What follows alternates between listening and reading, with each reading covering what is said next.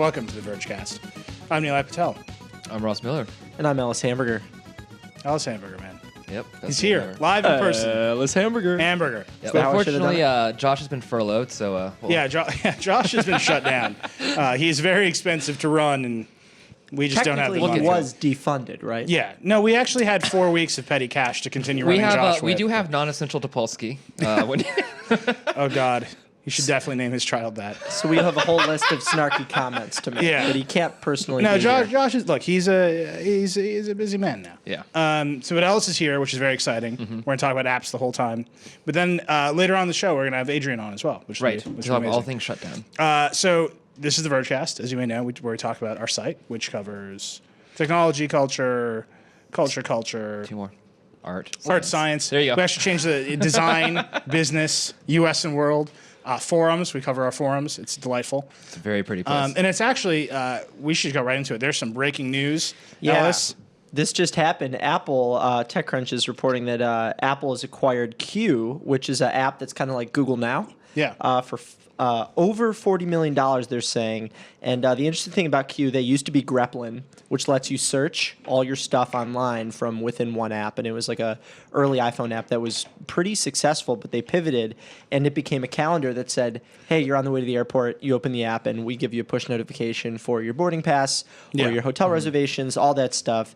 If you take one look at the screenshots, it's very obvious this was like trying to be the iOS Google Now. Right. And this is really where the iOS 7 today screen needs to go. Right. Like there's, I mean, I don't know. I've been using iOS 7 since it came out. I'm sure you guys have as well. Right. I actually just got the iPhone. I've been using Moto X. That was my summer fling. Oh, you have a gold one.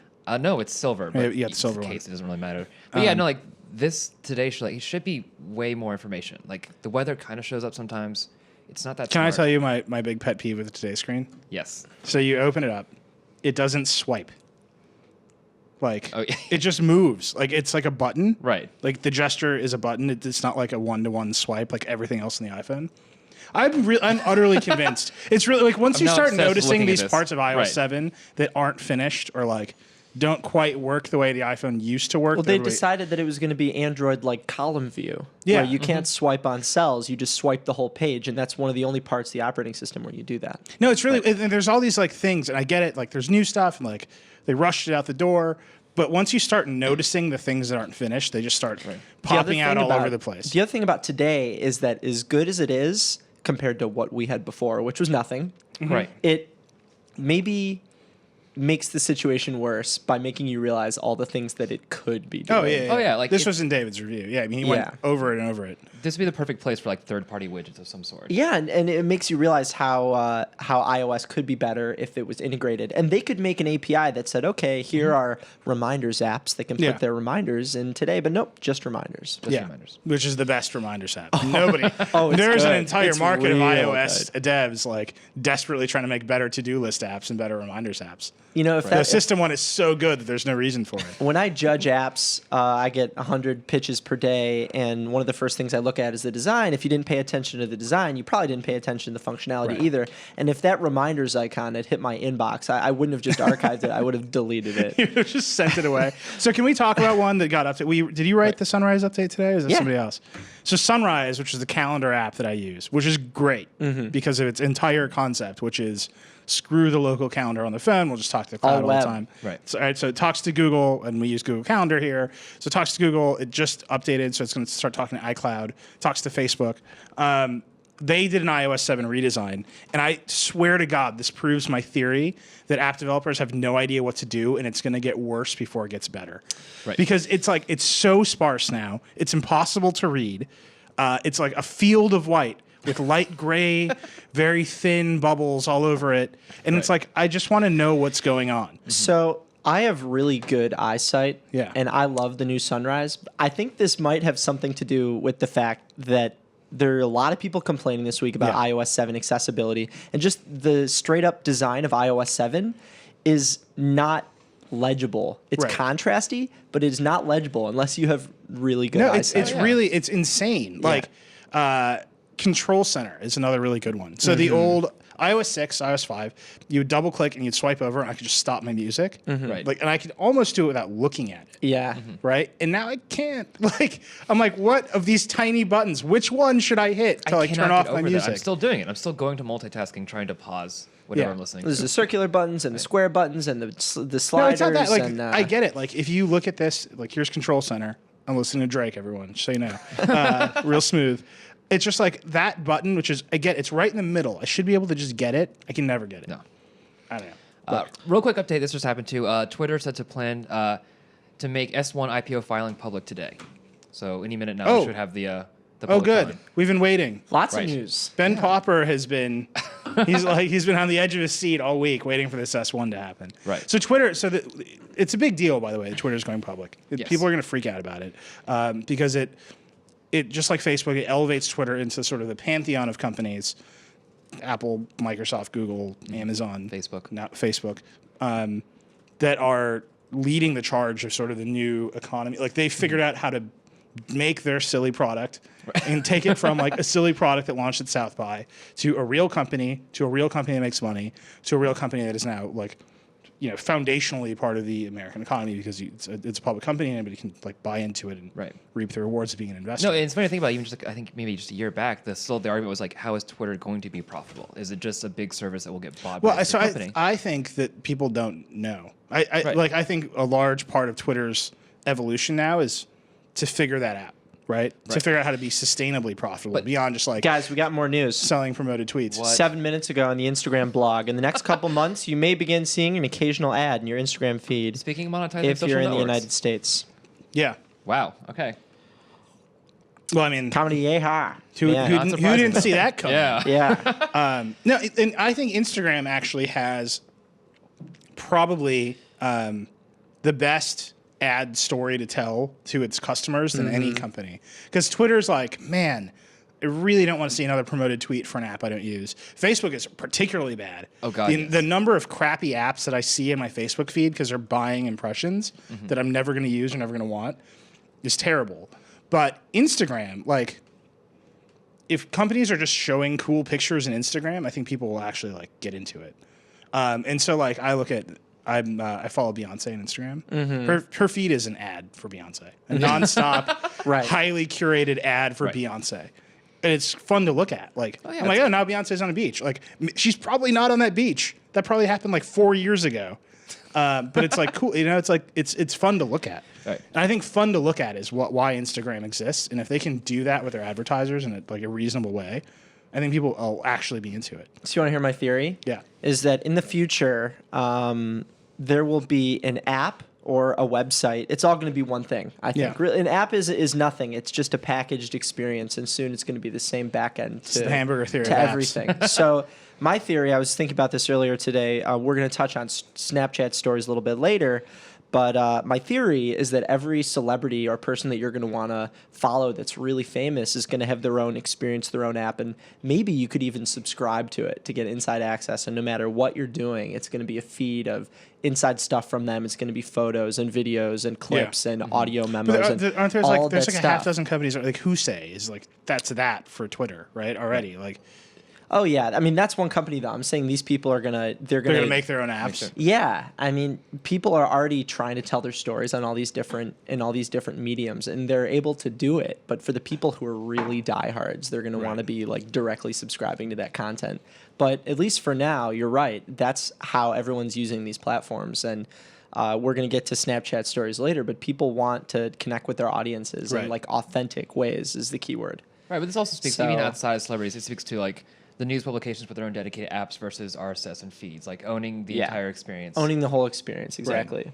Yeah, but I never want when I. The only news app I use is our own because I feel like I have to dog food our own app. When I go to like CNN.com and it's like open the CNN app, I'm like, no, I really don't want to do that. Like, that is the last thing I want to do because I know that app sucks compared to the mobile website. I'm with you on that, but like outside of mobile and on a computer, I do not use RSS anymore. I go straight to the websites. And I was talking to a couple of people about this. I think Chris Grant from Polygon, excuse me, is big on that too. Like, wow, dude. Just flashbacks right now. Like you're going to the experience. They've designed the websites. We've designed our website, painstaking detail. and like we want to give it in a certain way. We want to design these pages in a certain way. And I think there's a big compelling case for like seeing all news outlets kind of go that way. I don't think RSS is going to be. Joshua. What? Josh. Josh. Did you just show up to troll us? Is that the Wizard of Oz? Vergecast. Wow, that's terrible. All right. Hi. Josh, do you follow Beyonce on Twitter or on Instagram? Can you not hear me? I mean, the question is, does Beyonce follow me on Twitter? The answer is no. She doesn't. That's the Holy Grail, right? She really doesn't. I mean, you've gotten you got Snoop Dogg. Discover that? You got Snoop Dogg. That's your number one celebrity Twitter follower, isn't it? Snoop and I go way back to when he started following me 2 weeks ago, and it's an amazing experience to be. Have you DM'd Snoop yet? With the lion, with Snoop Lion. The question is, have you sent Snoop a DM? I DM'd him my digits, my measurements. Did you see, by the way, that Wes Craven retweeted Verge Science yesterday? Yeah, that was awesome. Let me tell you something about Wes Craven. Not only is the man a genius, he has impeccable taste in websites because he checks out The Verge. Yeah. And I'm excited about that. Hey, look, so I am at home right now. I'm in the midst of a heavy kitchen renovation. Yeah. But you're doing it yourself. I saw you guys Verge. No, I'm not. I'm just here for support, moral support. But I saw you guys Vergecast, and I said to myself, Self, that seems like something you could really make a mess of. And so I thought, in what way could I be most disruptive? And I thought, well, I'll dial in. And I don't know if how do you even know the dial-in number? You don't. Whenever you're on the air, you do not know the number. I had a little help. I'm not going to lie to you. Yeah. And because I certainly don't remember it from all the times I've said it. So what are we talking about here? The HDX? Not yet. We're gonna do that later. Right now we're talking. What was the topic we were just on? We're at some melange of Twitter's IPO, Instagram ads. Apple just acquired Q. Yeah, like Twitter three big IPO, news. it's basically like Ellis showed up and all kinds of weird app news happened. Yeah. So Twitter is hot. Have you heard about this thing? Everybody's doing Twitter now. Everybody's on Twitter. They're all using it. They're doing tweets. Yeah. And it's very exciting. No, Twitter's about to IPO. Alice, you must be excited because you're, as we all know, you're our resident app guy. That's what we call you around the office. Get the app guy. I like app product. I don't care as much about app money per se. Yeah. So, but this is still pretty exciting. You're a nuts and bolts guy. You're like Phil Schiller. Yeah. No, Phil Schiller loves to talk about the product. I'm like Phil Schiller of The Verge. I'm like Big Bob Mansfield, I think. Big Bob? Wow. Details. No, you look a little bit like a young Phil Schiller, actually, now that I think of it. That's great. They used to tell me I looked like David Schwimmer. That's an upgrade. Yeah. Well, you got David Schwimmer? Phil Schiller when I was younger. Young and handsome. He's still anyhow, so yeah, what do we make of this Q acquisition? Are we excited? Go ahead, Ellis. Appman? I think it's Apple saying. I think it's Apple saying. This says Appman, by the way. I'm an app man. Okay, nope, so nope. Everyone was thinking it, and then you went there. I had to. It's my duty. So this is Apple saying we need Google Now in our Today feed, and we need it to look. So like I think it's bigger than that. In. So I think that this is Apple saying, "Man, we are getting hammered at iCloud being bad." Mm-hmm. Right. MG Siegler yesterday was tweeting, "We should let's just all admit that iCloud sucks." And when you lose that guy for Apple, it's he works for Google now, though. That's true. He works for Google now. He works for Google now. I mean, you can't trust him. That's true. He could just be a mouthpiece for Google Industries. I don't know. He also wrote a gushing review of the iPhone 5C that was like, the color coming around to the front of the screen is so classically Apple. And I agree with him. And when I look at the edge of the 5C, the color, just the color of the bezel, and then the bright blast of plastic, I think. I'm going to have sex with this phone. I'm going to do it with this piece of hardware. I think with Q, Apple's been on this sort of the string of quiet acquisitions of these service companies that are like, they're finding ways to build these services in small ways. And I think what they're saying is, we're not quite as good. We need to acquire people who are talented at this. And when I talk to other people in the industry, they've been wondering what actually took Apple so long to start making these moves, because they need this talent in there to figure out how to build services into their operating system and their products. They just bought what's his name? Let's remember that one of their biggest Halo features, Siri, is an acquisition. Oh right, yeah. So it's important to remember that I mean, often Apple just buys these companies for talent, but there are the cases where they actually want the product as well. I mean, and I think that this could be one. There is a lot of pressure in this area, and I think this could be the kind of acquisition where you see the end result as an actual product, which could be a refreshing change of pace for Apple. Apple has always really been about solving specific consumer problems and building the taglines of their products around them, like 1,000 songs in your pocket. And with Siri, they're trying to answer these very specific questions that a normal person has every day. With Today, they're trying to say, oh, what do you want to know in the morning? You want to say, what's my next appointment? What's the weather? And with this, they're saying, okay, what's my boarding pass? But Where's don't they my already hotel have reservation? Passbook? Like, I don't get it. Yeah, but like, Passbook is like such a siloed entity. very It's like every other isolated. app. Yeah. Like it doesn't do anything else. The integration is limited to like we're gonna send you a link, and the link. I Might use go it. into I use it Passbook. once a week to Get your Starbucks? my Dwayne Reed card. It's there. It's in. Smart. But it So does also this like mean I I live too can't close to Dwayne download- Reed, so it always also thinks pops you're up in my there. house. Oh, Right. dude, you got to turn off the Does location this mean services I on can't that, download baby. Q anymore? Huh? Does it mean I can't download Q anymore? I tried it a couple minutes ago. I couldn't get through the App Store. I think they may have pulled it. I mean, Q said it was shutting down earlier today. I think. Right. So. Well, they didn't waste any time on that. Right. No. Who can get me a bootleg version of Q on my iPhone 5S? Oh, I've used it. It's basically it was trying to be Google Now on iOS. I mean, they have your events, they have your concerts, your boarding passes, who you got to call, things from your email like your conference call number. It's like Tempo Calendar or something like that. The only thing was it wasn't really a calendar. You couldn't add anything to it. That's weird. So it's more overtly luckily like it'll Google have Now. I mean, I'm sure it'll have deep integration. I mean, once they get it actually in the mix. Boy, it really is a blatant ripoff of Google Now, isn't it? Yeah. I mean, once it's deeply integrated with Apple services, you know, that will not be a hurdle. So, you know, I mean, this is great. This is definitely a Google Now ripoff, like a shameless Google Now ripoff. At a glance, I've never used it, but just by looking at it, I would say Google should take legal action on them. Because, Josh, I liked your question about if this is going to be integrated, or if they're going to, or maybe it was Neil, if they're going to keep it as a product, or if they're going to integrate it. Because Apple's been going on a spree of acquiring startups, especially two transportation startups, and it feels like those are going to be integrated. Those teams. But I think I don't know. Right, I don't know if you'll see this as a standalone. It seems like this is ripe for to be the backbone of something like that Today screen. Which is look, will be very welcome because iPhone users should get to experience the joys of Google Now. I will say that Google Now for me. Google Now's getting push notifications on iOS next month. We heard. Yeah. Really?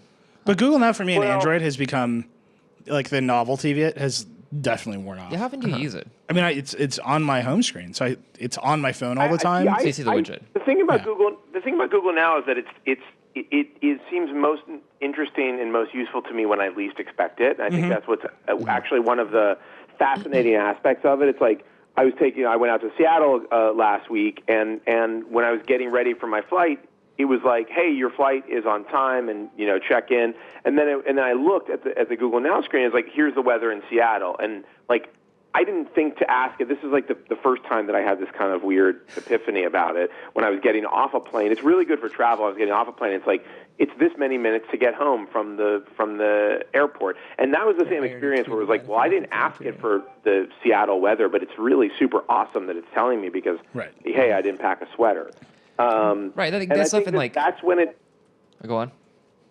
Well, I was just saying, it just sneaks up on you. That's the thing where it becomes really useful. Is that not when you're like staring at it? It's when it's kind of like it suddenly does something that Google Now is supposed to do, and you're like, oh yeah, that's happening. Right, but I don't trust it. So whenever Google Now is like, man, your flight's on time, I'm like, well, I'm still definitely going to check the airlines app. check. Right. Like, so I'm gonna check the Delta app or whatever. which is United. fine because it reminds me to check, but there's some level of abstraction with all these apps that touch like another API where I'm like, you didn't check it recently enough. I don't know how to make you check it again. That's more. I feel like that's more to blame. That's more like the airline's fault. I mean, their information, the JetBlue. I had the JetBlue app giving me updates, and our flight was delayed, and it just was like so far behind. Yeah. That it was in no way useful, right? So I don't know where they're pulling all of their data from, but it's useful when the data is good. When the data is not good, it's not useful. For things obviously. like, oh, you should leave now to make it to your next meeting. Like that was a wonderful thing to have, but it was just kind of like, it was passive, and if it was a push notification, now it's like you're saying for iOS, it's the same thing for me. Like the UI is nice to have as a widget. It's nice to have be able to pull up, but just having the information kind of come at you in some way. What I think is fascinating about Apple and this acquisition, and Ellis, you were talking about it, I heard a little bit before I dialed in, is this opportunity, this huge opportunity to engage their developers with some of these new pieces of the operating system, where it's like the Today screen, for instance. Like, yes, you would want to have a limitation to what you can push in there or what you can do with it, but there's so much huge opportunity. And as a company that has such strict guidelines, and by the way, as you see, has the force to get developers to actually change the way their apps look and feel and function based on an OS update, I think it's phenomenal. I think it's really notable that they haven't taken the opportunity to engage developers in things like widgets or the Today screen or some of these deeper level integrations. Yeah, I don't know why, and I really don't know why they didn't pull in at least preferred partners and be like, on stage. Right. When they announced the iPhones, they blew through iOS 7 in like 2 seconds. And I by the way, I just put iOS 7 on my iPad 3, and that shit is not ready. Like, it is not finished. It doesn't work. Like, it's amazing to me that Apple never demonstrated iOS 7 on an iPad before they launched it. Like, never, period. You see a couple of screenshots. And then these obvious things where they could have had third parties integrate into really obvious places, which more than, I think, massive visual redesign people were clamoring for. And we see a little bit. You see, it's not like you can put Vimeo logins, Flickr, but it's so rudimentary. The thing about Apple, cherry picking small, few platforms here and there. Yeah, they've always been very comfortable. That was one of the original pieces of the App Store. That was one of their philosophies behind it. Is we're going to let developers make all these little squares people can tap on, and each one is a different tool, and each one is going to live inside its own box. Right. And I don't think they've completely left that frame of mind quite yet. Well, I saw a really interesting piece about the true nature of how the iPhone disrupted mobile, which is they took before the iPhone came out, the Nokia feature phones were the best-selling phones in the world is pure phones, and the BlackBerry is the best-selling smartphone because it was a messaging device. And I think it's on Ben Thompson's site, Stratechery, but it's literally there's an arrow, which is a terrible name, by the way. He should really be ashamed of himself, but it's a great site. But it's like they reduced the Nokia feature phone to the phone app and the BlackBerry to the mail app and the instant message app, and those things went away. And that was how they pitched it too. Right? They're like, we're going to turn these other products. It's a communication device. It's a web surfing. It's an internet device. Yeah. It's an iPod. Right. And they're doing it with the camera, right? They've turned the point and shoot camera into another icon. But the reason people want to use Instagram over the camera app on the iPhone, and why it's great that it has filters now, but the reason people want to use Instagram is because it's an integrated experience. It also has distribution in it. So you shoot, you edit, you share, and you see other people's photos all in one place, and that makes it more than just a camera, right? And that's why it's popular, and that's why Facebook is popular for the things it does. And so Apple needs to get beyond we're turning tools into apps, and then they need to start figuring out how to build these connected experiences, which is I think why they're on this tear of acquisitions. Because they don't have the in-house, they didn't see it, so they're like, shit, we need to find people who see it and pull them in. I think there is there's kind of a border here where, Apple is obviously very good at hardware. They are, excellent at software. I think, look, I have some reservations about a number of things in iOS 7, but you can't deny that it's a fairly well executed. Well-functioned, highly functioning mobile operating system, right? But it does. You do see those kind of heavy lines around certain areas that it just feels where there's this disconnect, and it relates to a lot of the services, right? A lot of the web services, a lot of the points where apps connect to other things and to each other, and a lot of the points where apps connect to the web. I was going to say to the web. Connects to the web. Yeah. Because when they're not connecting to the web, it is so easy for Google to pop up and roll out a change to its services, to Google Now. They can roll out some new cards in a week. And they even did Whereas- this to their proprietary apps. Like Gmail now gets Yeah. updated outside of Android. Whereas Siri got new features maybe once in the last year, or once Well, they got in with the iOS 5. Oh, I'm saying like No, with iOS they 6, I'm added like baseball scores or something like that. Yeah, but they added that with iOS 6. Oh, okay. It's always with the major Right. releases. No, that was well. That's and that does speak to I do think some of the differences in the companies. Google is so much a web. It's so much a new business by comparison, right? And it's so much of a web business where iteration happens much faster. I mean, I think we know this being a web business. The rate of innovation and iteration is incredibly high. Mm-hmm. And it isn't, things don't happen. Yes, sometimes they happen in big moves, but often it's like this slow kind of tweaking and refining of components. And Apple does that, but you see it happen, you don't see it move for a long time, and then it has this big, I mean, they didn't do it for a long time, with the visually or functionally with iOS, but they did do it with a lot of their apps where they refined the icon, they refined some of the graphics, or they refined some of the ways you do things. But it does tend to happen in these OS releases, so you don't see the iteration the way you do with it, where Google is just rolling the stuff out every couple of weeks. There's some new Gmail update where it changes the functionality of Gmail, and that has pluses and minuses. With Apple, they don't. You always know what you're going to get. It's And not here's what Apple's hey, going to do. Right. They're going to make whatever comes out of this queue, they're going to make it sound like a software feature. Yeah. They're going to say, Siri checks your email for your reservations and pops them up when you need them. Right. And they're going to make it sound like a software feature instead of this service that is powered by a server that checks your email, parses all your information, decides what your reservation is, and pops it up for you. For something like Google, that's simple. Right. Well, I mean, but well, Google has an identity as Google, right? I mean, it even when you buy an Android phone, if you buy the vast majority of Android phones, it's like you buy this Galaxy S4, and then that Google lives literally in a cloud all around you at all times. And so, when Google does things, I think consumers feel more that it's happening away from them. Mm-hmm. With Apple, it's you buy the Apple thing.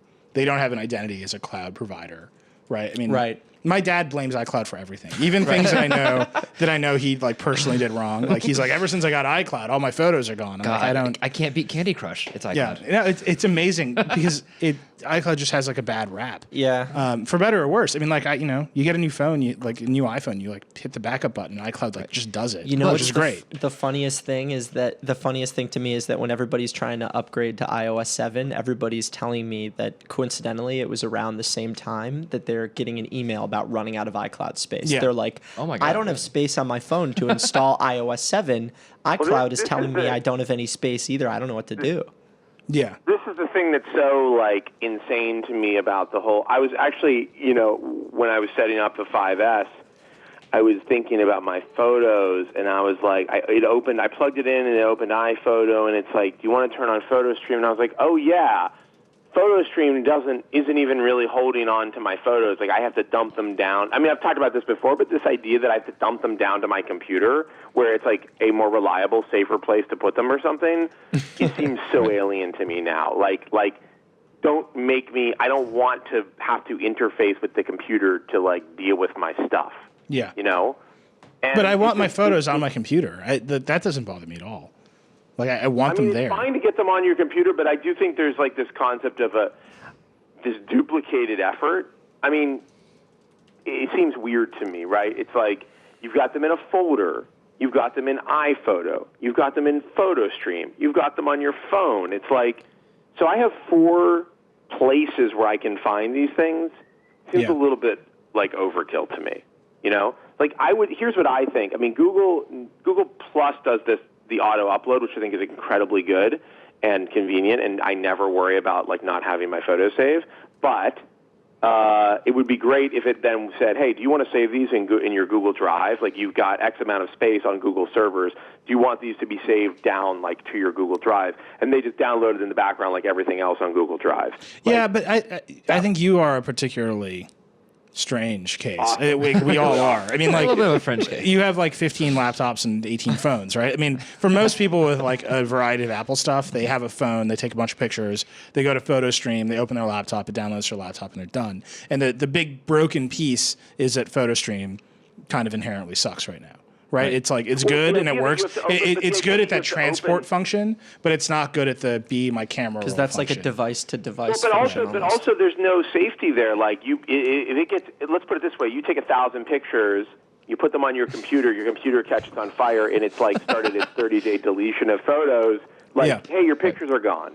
Right. Like, no, I mean, that's the thing. Makes sense. Like, it's funny how stingy Apple is with storage. Like even this iCloud thing, it's like, why not just give everybody 50 gigs of storage? Like most people will never use it. Right. I know. Like, do you know how cheap storage is? Tell And do you know me how much about money that. you have, Apple? Like, just And now you stop don't it. have Like, any it can't play. make so much, yeah. server farm.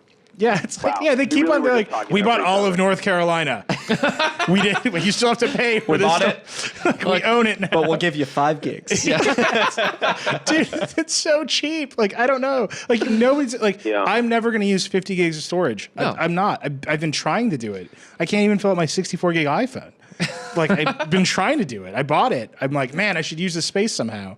I don't think most people, this is one of those things where I just don't understand. Like, I think Apple has this mentality that, because, if you don't pay for things, it's not clean. Like, Apple wants you to, like, feel that there's a transaction. But there's really no reason for them to, like, that is such a marginal incremental cost for them. Right. It's like there's no hidden cost. We storage. charge you for everything. It's pretty simple. Yeah, like the phone, like make the phone $3 more expensive. Like you'll be fine. You have like $1 trillion in the bank. Right. How soon until Or Apple just has $1 trillion? consider it an investment like they do with so many other things. Right. And just consider it an investment so your users aren't talking to each other about how they all got a push notification. About What how the iCloud's heck? running out. What does this mean? I don't understand. So we should definitely stop talking. We've been talking about we Apple should for talk like 20 about your minutes. wristwear. Your No, heavy-duty we should talk wristwear. about your big story that you broke last night about Snapchat.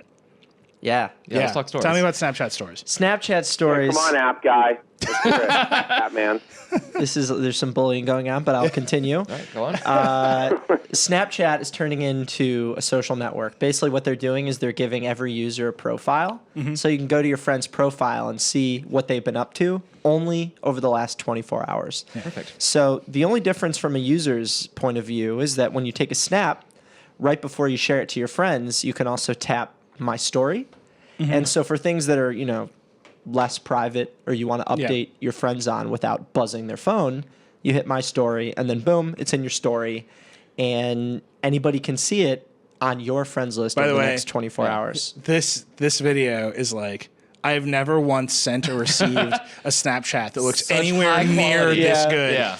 But every Snapchat video I receive is like a pixelated mess. You're like, they're wait, almost all from Are Rondo you on in a our boat studio here. or in a car Yeah. or on a plane? Like, who is it? Like, it's Are you- perfect wait a privacy second, wait because a you second, can't you- see a face.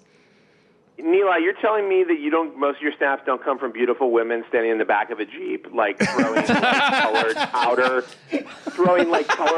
powder into the wind? Like, No, I don't that's even know I would what's say that's like going 1 on in that. 20 Like, what- Snapchats for me. Yeah. Most of them are Rondo Yeah, singing I Metallica to his cat, Yeah. Oh, and the cat which is singing back. Yeah, which Yeah. is amazing.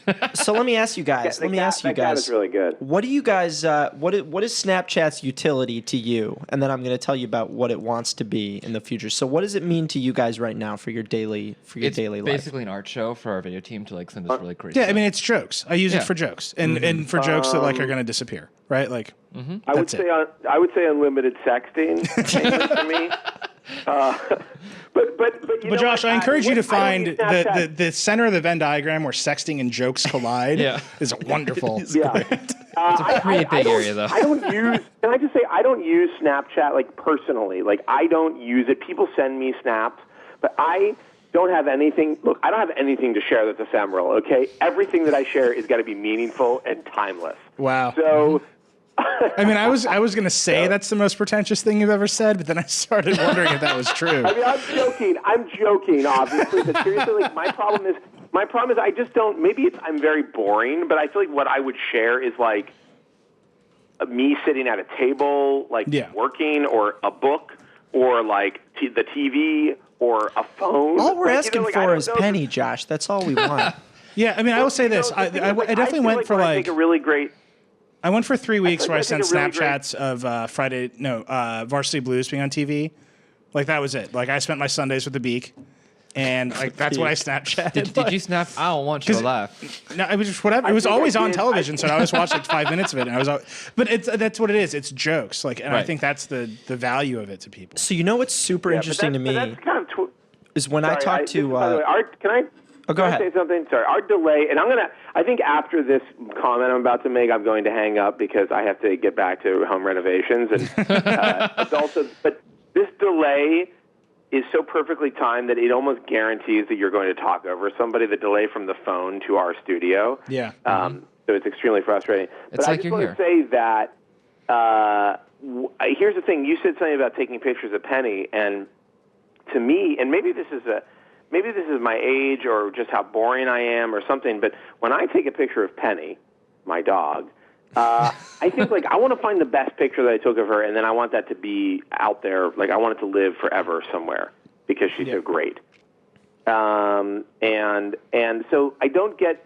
I feel like if I were young and out drinking and getting into out in the back of the Jeep, Throwing colors in the air. smoke into the wind. I feel like that I would want to Snapchat that, because I'm young and time seems like it's endless, and I've got all the time in the world, and who cares if the picture sticks around or not? Yeah. But Right. now that I know that my days are numbered, that the horizon, my life's horizon, is quickly approaching.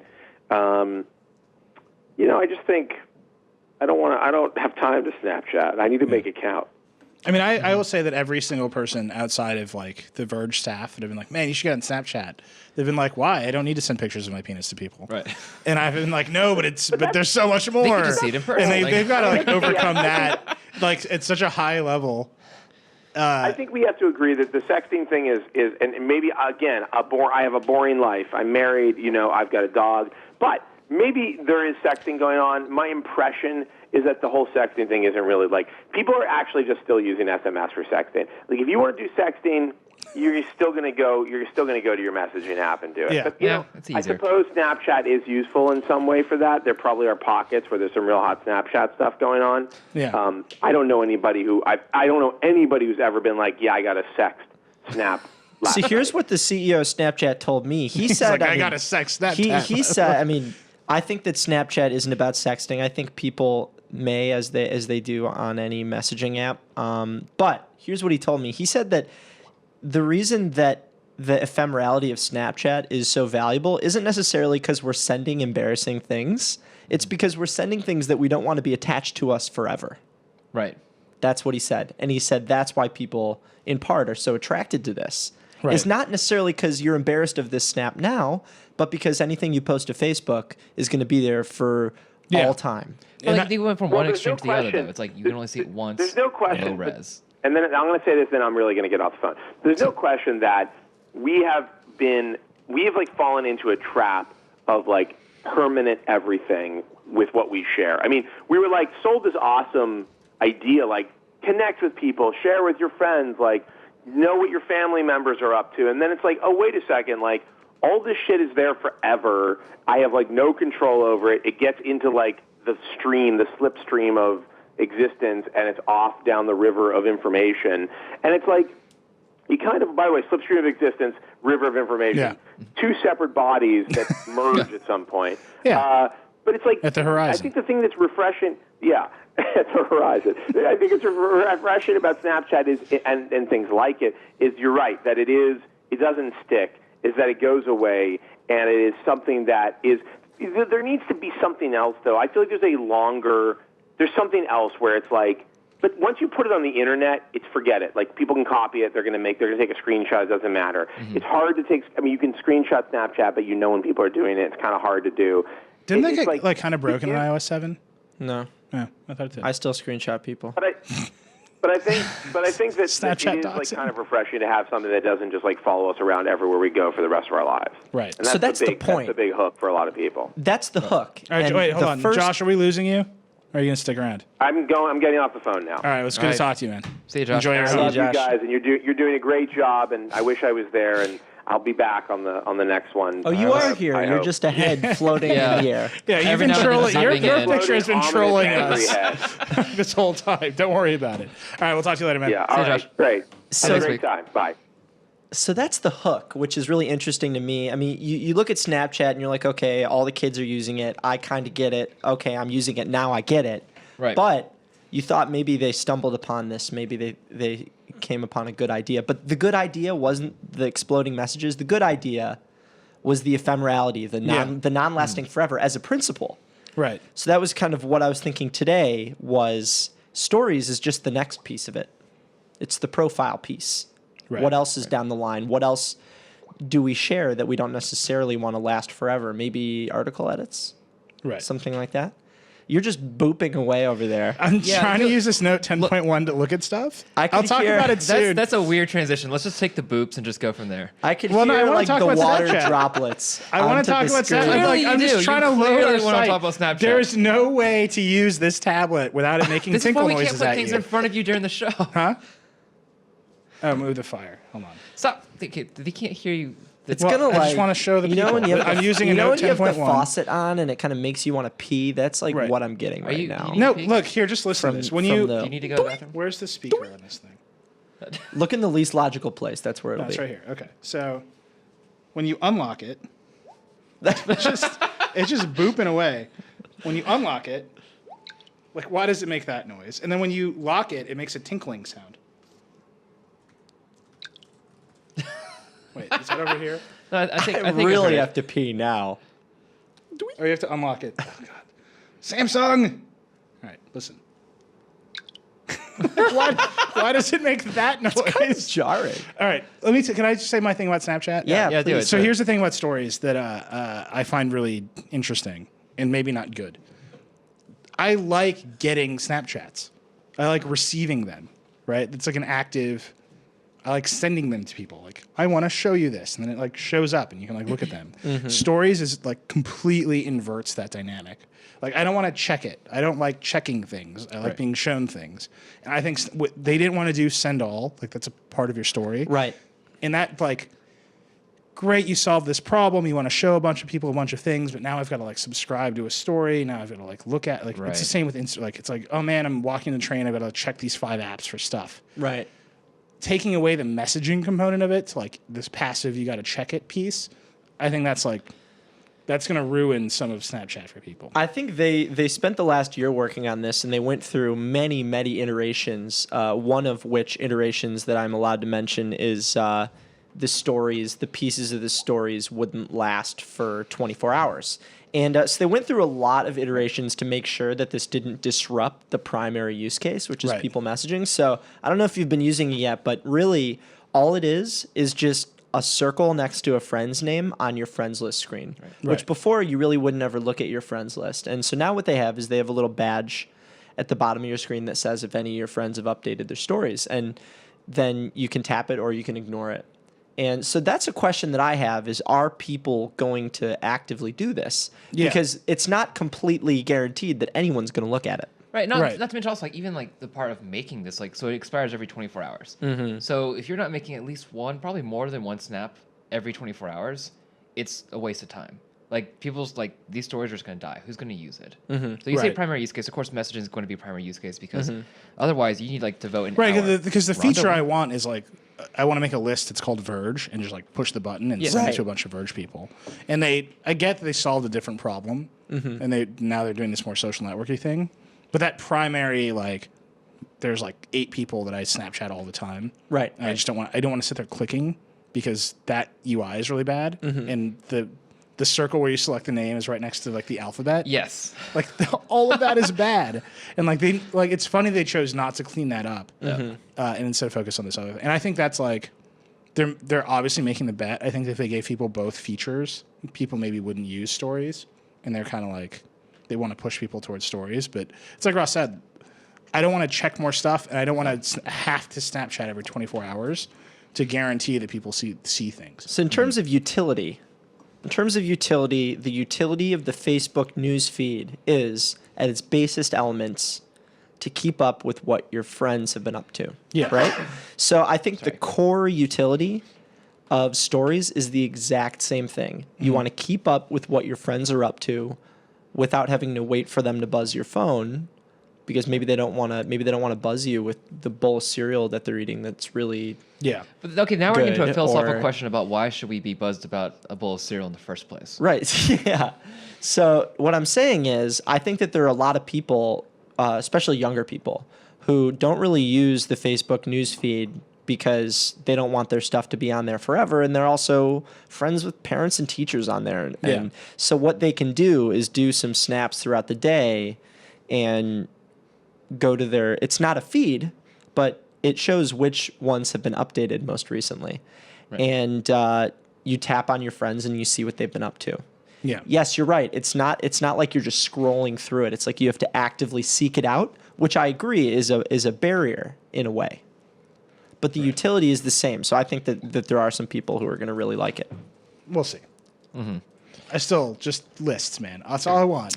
Right. Just, you want, give me you a want to be able to list. send to a group? Yeah. Just Yeah. give me a list. Yeah. All right. They know people want that. How can like- they not? It's the only thing people Yeah. want. And, like, I'm it's sorry. like the one feature request people have about Snapchat. Like, I've stopped sending things to people whose last names like end in R or S. Like, I just can't make it that far down anymore. Yeah. I'm sorry. All right, let's talk about these devices. Yes. Is that what we have next? Yes, we have this, and then we're gonna tell Ellis goodbye. That's okay. So this That's is the fine. Note 10.1, and I don't know if you people have noticed. These two have noticed. I'm wearing a Galaxy gear. Sorry. This is happening. And this is the rest of Galaxy Gear. This is the charger. I don't want to talk about that. I want to talk about it. Fine. Go So to- here's the Note 10.1. I will say that it still booped at makes you. the dumbest sounds in the world. And whoever at Samsung is responsible for these sounds, after I wrote my scathing review of the first Note 10.1, where I discovered it, you have to listen to them. You have to get through at least like 5 boops just to turn off the bloops, which is just like that's like a Kafka-esque nightmare of like blooping sounds. It's like a dungeon. It's like, I mean, you can't do anything on this tablet without it blooping at you. Second of all, it's really fast, right? It has like the newest Snapdragon processor. It has actually, I would say, a really gorgeous screen, and they've cleaned up this industrial design. The stupid fake plastic leather on the back is shockingly okay. No, There's fake stitches. Okay, there is, okay. So I think it looks terrible on the Note in black. Bizarrely, Looks okay. It in looks white okay on this on tablet, here. it looks okay. 'Cause you can't see This it is that one of way. the first 16:9. I mean, it still looks dumb in portrait, but this is one of the first ever 16:9 tablets I've had where it doesn't feel stupid in my hands. So congratulations, Samsung. After that, everything is still a disaster. Like they've improved what was one of the worst industrial designs ever, and made it a slightly better industrial design. And then it's like this thing is slow. It still boops at you. It's no amount of stuttery. money can solve the boops. Just turn it off. Just somebody at the factory, like, go to the computer that like wait. preloads the software and the turn it volume down. off. Turn the volume down. Just turn it off. It's still kind of slow. Like this is stuttery. This menu is stuttery. And then this feature, this like fake flipboard that shows up, if you do any sort of motion down here where you like do this a little bit, it like brings you up. The whole screen. Your The magazine. whole screen Yeah. goes away Oh, and God. brings up a fake flipboard, which is like, why? I don't want that either. Like, why should that be a I got primary problems gesture? with Control Center with that too. Oh, Control Center is insane. You're swiping up and something takes over your screen. Yeah, just so close, guys. And it just. But that's what Flipboard is for, isn't it? Oh, I can't even turn it off now. Yeah. Cool task. So there's not much to say about that one. Let's talk about your wristwear. I don't wanna So talk here's about the that. gear. Let me take this off. Yeah. So here's the gear, and let me just show that. The I don't know if we charging highlighted this enough in our review. So here's the unit. If you charging. keep it open, which I don't. Yeah, there we go. So here's how you charge the gear. You got this big plastic thing, which, by the way, also fake leather, which is amazing. You're kidding. Let me see this. It's fake leather, and then you put this in here and you close it to make a bigger watch. And then you plug But it's a that, watch that can charge. And then there's a mini USB here, and I get it. You Like, know, I could you're picture not. it. I mean, that's how you charge it. You got guys on the couch. They're like, I'm sitting for a couple minutes. May as well charge it. yeah. it's the IV drip for your wristwear. Yeah, they got their That arm looks on the, incredibly stupid on your wrist. I mean, you're not supposed to wear it with the charging cradle. It's just a hilarious trick. So you wait, can why do. is there faux leather if you're not supposed to actually wear I have it? no idea why Samsung decided that. I mean, we gave them so much crap about their previous plastic that they've gone with like this textured faux leather plastic to This is a mystery. appease the vegans, I guess. I don't know. It's better than what they had before. I'll tell you that. That's good. It sort of works on this tablet. I think it looks terrible on the Note. So, does Samsung think that this is an attractive device? No, you take that cover off. I know. Well, even still. I'm saying even still. We've had a lot of conversations about how this is ugly. I won't say it's beautiful, but it's certainly not terrible, right? I mean, there's you can go to a department store and buy any number of Fossil watches that look like this. It's true. People are buying watches that look like this. It's not. I wear big watches, so it's not that huge. It doesn't look that huge on my wrist. But to me, because every watch I wear is huge. But the particular thing to always worry about is if you want to take an ugly watch and make it prettier, you can usually get a new band of some sort. And this has the camera integrated, and so you're stuck with whatever you've got, and you're stuck with. Take a picture of you. Yeah, this my is God. useful. So Vlad wrote you the have review. a phone call. The camera's the best feature, right? The camera, Vlad, hands down, said the camera's the best feature, which is true.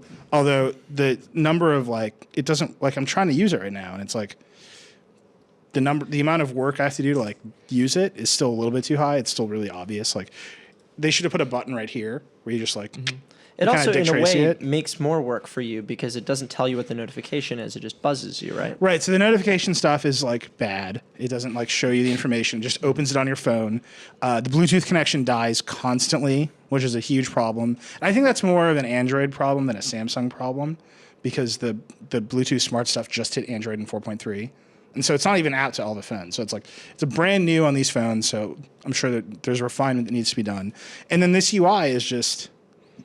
It's laggy and weird. It's funny because the camera gesture is this down swipe here, Right. but anywhere else it's a back gesture. It's just inconsistent. It's this could have been good if they had figured out the software on this in a better way, Right. And didn't tie it so deeply to a Note 3. And I know that they'll get there, but if they just made it more opened it up. So I think that it's just crazy that a Kickstarter project, by understanding what people want in a smartwatch, made a better product. Yeah, I mean, right.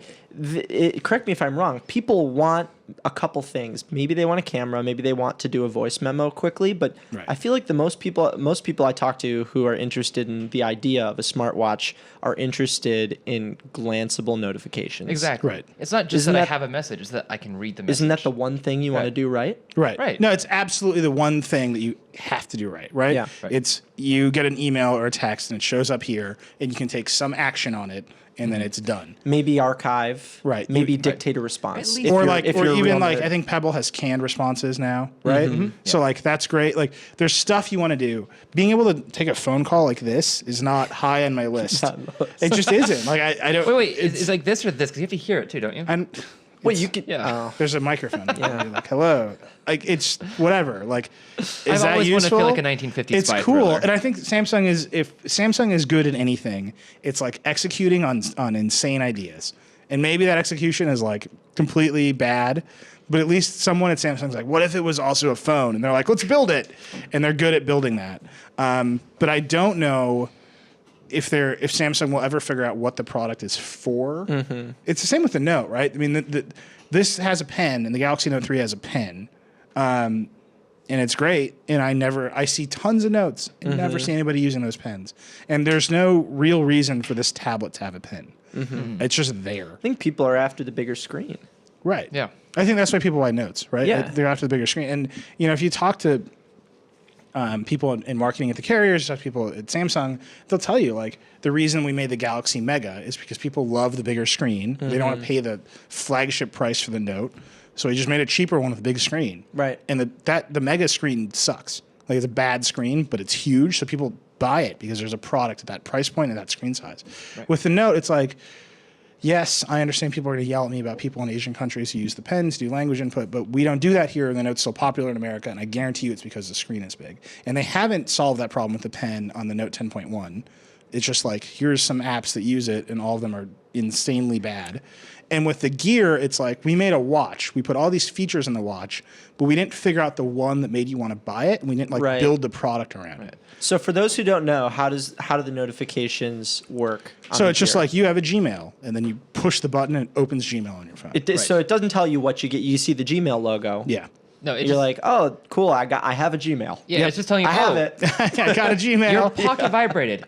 That's why it vibrated. Yeah. I guess I should. And then the open it. apps on here are bad. Like they've announced like 70 apps or something, and they like some of them don't work. You can see the B-roll right now. They're showing the Gmail experience, which is That's it. there. It is. It's like you got a Gmail, Well, and a lot of the apps don't work. And also, if you watch the commercial, like the same thing happens, but they make it seem like really cool. Like her wrist, goes, like the person's wearing it, her wrist goes bloop, and she goes, "Oh, I should pull out my phone." Yeah. It's like that's not what I want. Ultimately, they didn't do any of the 3 things they had to do. They didn't build a smartwatch. Yeah. Okay. Poor Vlad. Unapologetically, no. No, that was Vlad. That wasn't Johnny Ive. Oh, They're very what? close. Damn, You're wearing okay. it backwards, by the way. Oh, psh. Yeah. Thank you. No, look, I think having a camera in your watch is cool. It's a cool idea. Vlad said it's the best feature of the thing, and I agree with him. But it's $299. It's like a childhood dream from a spy shop. And I do not know why you'd want to dial your phone. Come on. Like that is no. Oh God, no, don't.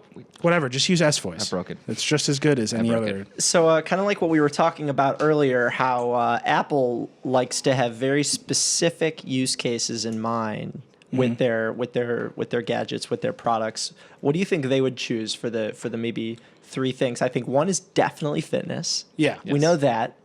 What else? What else is? I mean, So actually, I don't think it's fitness. I think fitness. Like I have Fitbit. I know lots of people have Fitbits. do you think they're in love with the fuel bands too much? No. I think that's a great like 4th feature. I think Apple's like first 3 features are going to be like a notification. Like they have to do notifications. They have to figure that out perfectly, right? Where it's like when you get. And they'll do some crazy thing. Like you've got that VIP list in your mail. They'll like integrate it with your messages. Right. So like they'll know who's important enough to bother you with. I think they're going to make it more of an extension of the phone. So I think that first one is just nailing notifications. I think the second one is like telling you where you are and using some of that M7 stuff that they're doing. Like QQ.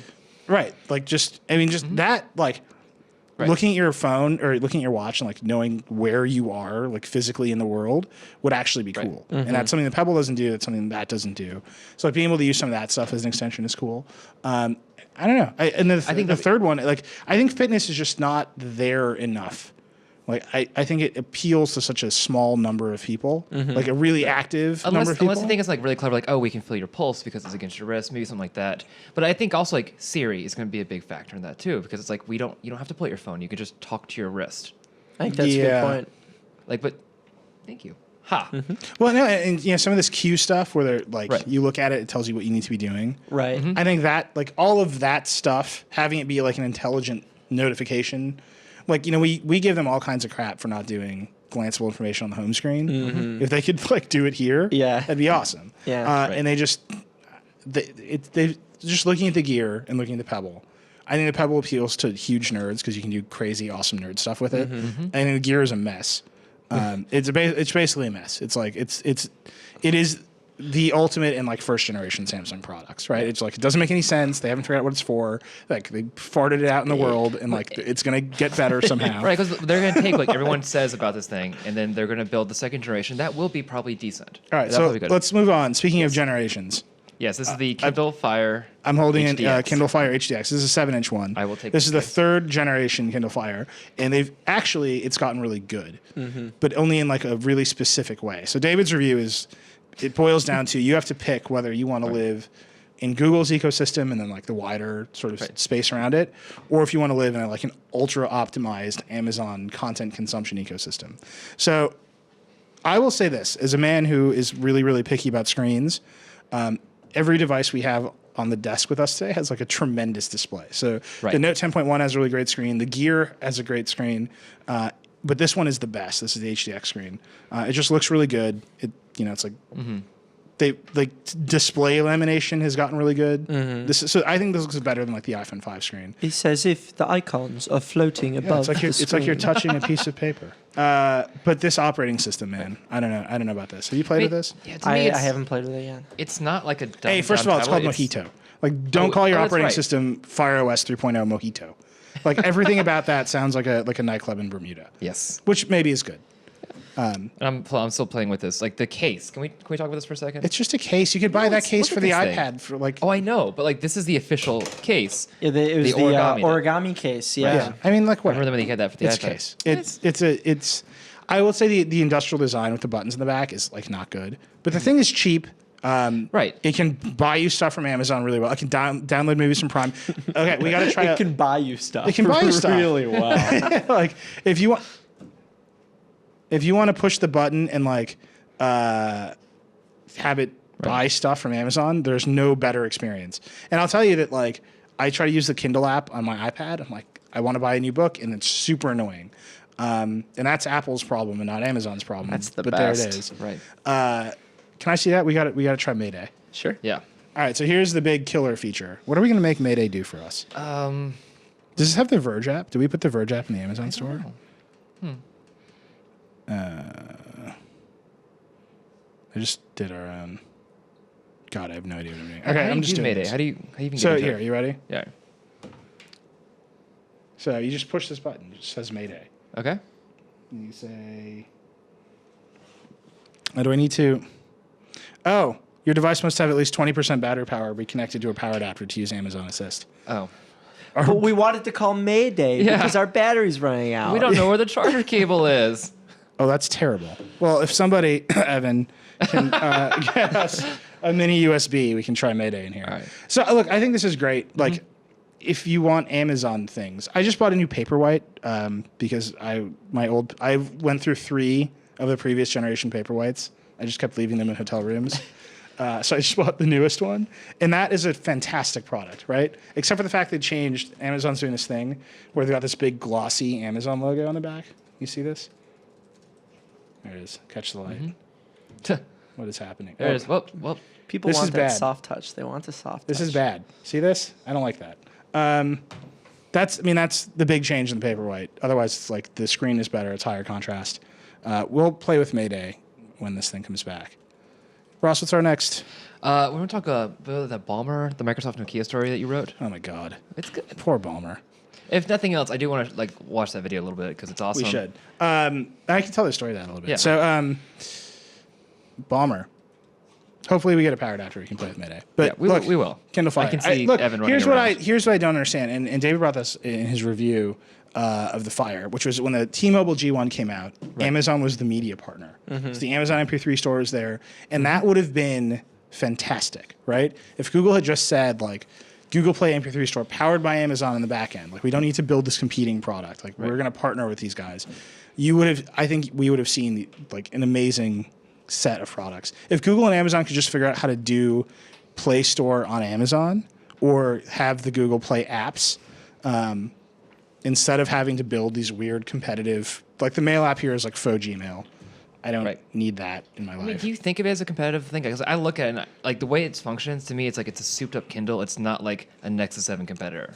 Like, It is a Nexus 7 competitive. The reason we gave the Nexus 7 a high score, we should talk about the ecosystem store. The reason we gave the Nexus 7 a high score is because it's like cheap. It's $229, and it's great at like consuming media. It's not great at like working. And nobody in the world is out there buying, as much as Samsung wants you to do it, nobody is out there buying Android tablets to do work on. They're buying iPads to be productive on. And like, there's a whole segment of the tablets that are chasing that, right? And again, the Note 10.1 is like out there to be a competitor to the iPad in terms of productivity. But these smaller ones are all about content consumption. Yeah. And so this has to compete with the Nexus 7 for that. Right. Because that's what it's good at, and that's what 229 buys you with the Nexus 7. Okay, fair. And it's never going to do that for you. No. While we're doing it, just real quick, Twitter just announced our S1 will be filed publicly with the SEC momentarily. This tweet does not constitute an offer of any securities for sale. Of course not. Of course. Oh, let's all buy some. But this isn't charging. I don't know what this is. We'll figure it out. It's all over. Yeah.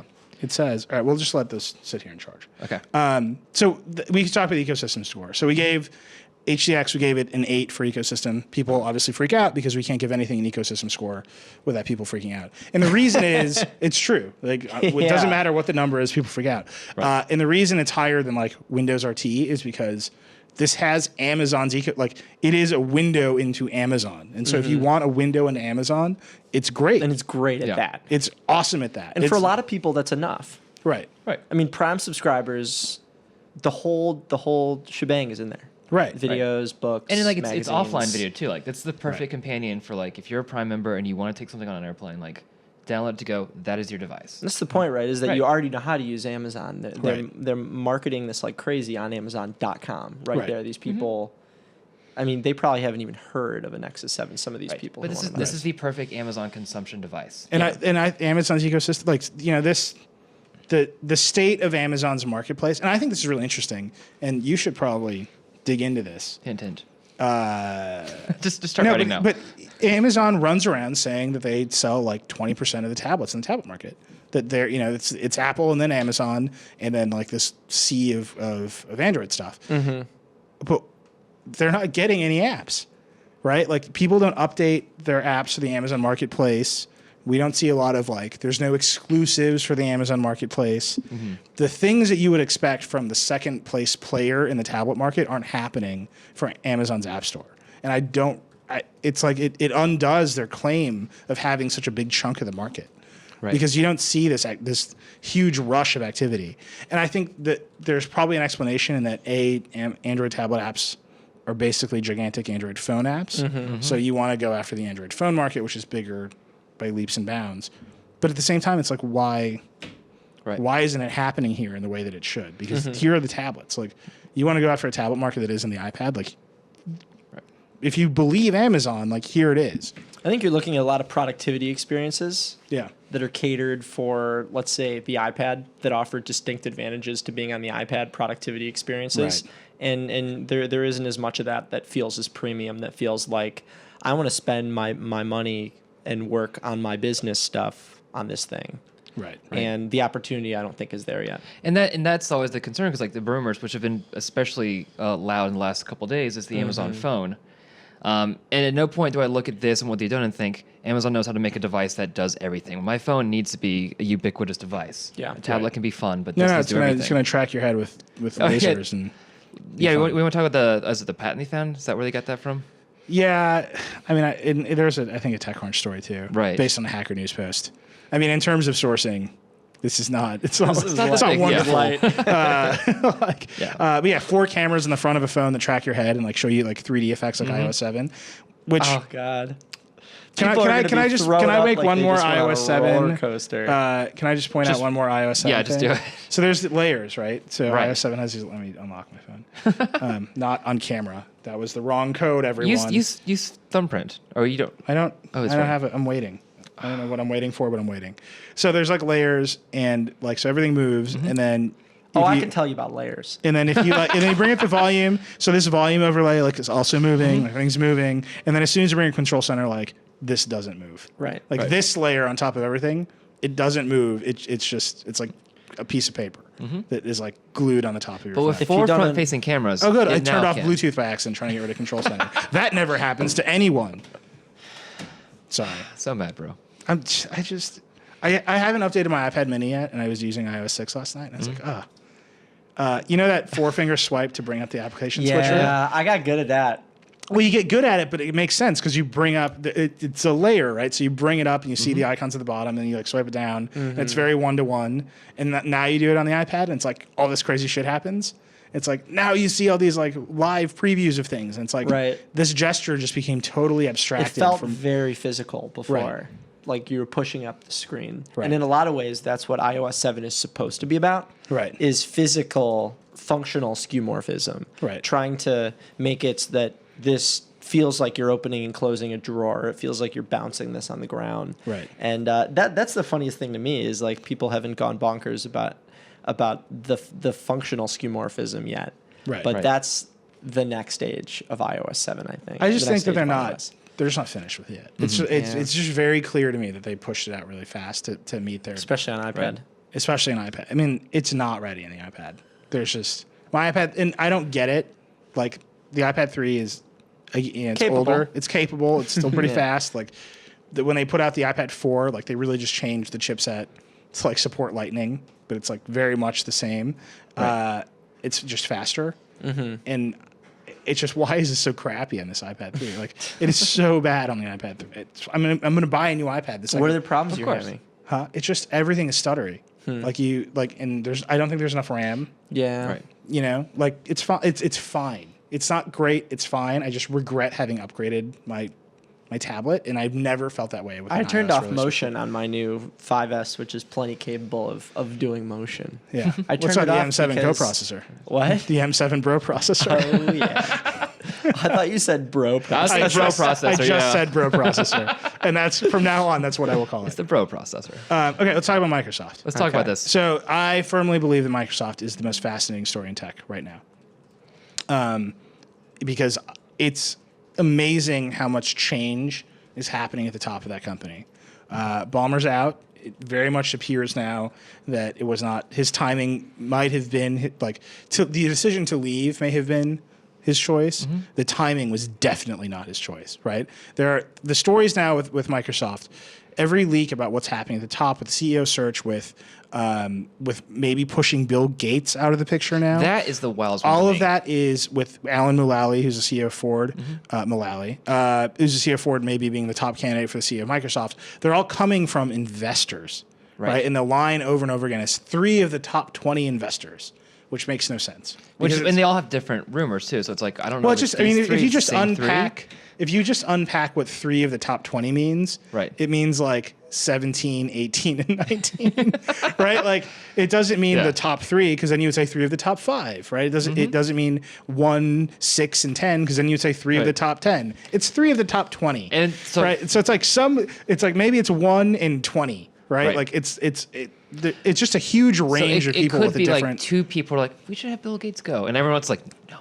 But Yeah. that's the guy who went to the press and just said, we want this story out there. Well, maybe, but don't know. with the Alan Mulally stuff, it's very much they went from investors are pushing for this to Microsoft's board is seriously considering it, and then his story went from categorically denying. That's the phrase Kara Swisher used. I emailed Alan Mulally, and she wrote a story about it like 4 or 5 days ago. I emailed him. He categorically denied it and said, "I'm wearing my red Ford vest right now. I'm not going." We can anywhere." make a J.J. Abrams comparison here, can't we? You can make any number of like college football coaches comparisons too. I mean, this is the cycle. And then yesterday, Reuters and Bloomberg are reporting that the board is considering it, and he's warmed the idea because he's Right. friends with Ballmer, right? In this big Microsoft reorganization, he was an advisor to Ballmer on how to do it, which is great. And I bet he would be a good CEO. But what's interesting about it is all of this pressure to change Microsoft is not coming from the top of Microsoft as you would otherwise. You mean envision towards it. devices and Devices and services. Devices and services. And I think that might be Ballmer's plan. Like, Ballmer clearly executed that big reorganization, make it a functional organization. He clearly decided to buy Nokia smartphone division. These are his decisions with his board, right? Nobody else can make those decisions. But the decisions to radically change the leadership of the company in the middle of this transition, not even the middle, the beginning of this transition, Right. That is not coming from Steve Ballmer and the board of directors of Microsoft. That's obviously coming from somewhere else because that's where all of the stories about it are coming, and then the stories are coming true. And I don't know what kind of company Microsoft wants to be. And if you look at this goodbye video, so we should run it. So Right. the Ballmer one? the Ballmer one. goodbye. So Tom wrote a great story. Tom's obviously very plugged in. So Microsoft has an annual meeting every year. They have an all hands, which is crazy because I'm In a thinking stadium. I'm thinking about our all hands where we had the 70 people who run the Kinda Verge fit show this up in New room, York. another one over there. pizza. Right, Yeah. and we had like some pizza, and it was just like an incredible, crazy thing to try to coordinate. Right, like it took our people, it took Michael and Leah who do that sort of stuff for us. It took them weeks and weeks to coordinate that for us, and it costs a lot of money. And Microsoft is like, all right, all 100,000 Yeah. people come to this stadium and tune into these live streams, and we're gonna have a rock concert where we talk about our products, and so that's incredible. So they With do like that a platform in the with middle. a platform in and the middle, walking around. and Ballmer's gonna play light music, show. and so Tom reported on it, and we heard about it, and we're like, man, we gotta get this wildest video. So we scrambled, and we got a video in just of the end, which we should just run it. Right. This is Steve Ballmer at his last all hands meeting Right. with his company because they have it every year. He didn't throw himself like a goodbye party. This is him saying goodbye to all of his employees at the In a Microsoft very Yearly All Hands. Ballmer way. And there's no Right. just let's run the video.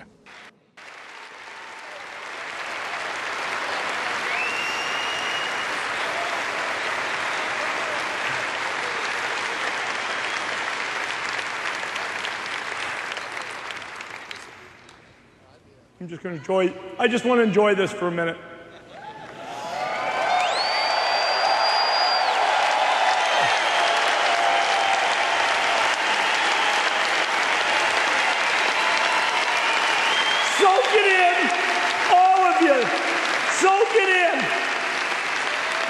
for the greatest company in the world.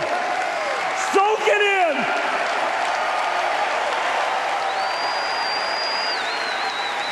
And I want to say thank you. I want to say thank you. Thank you, thank you, thank you, thank you.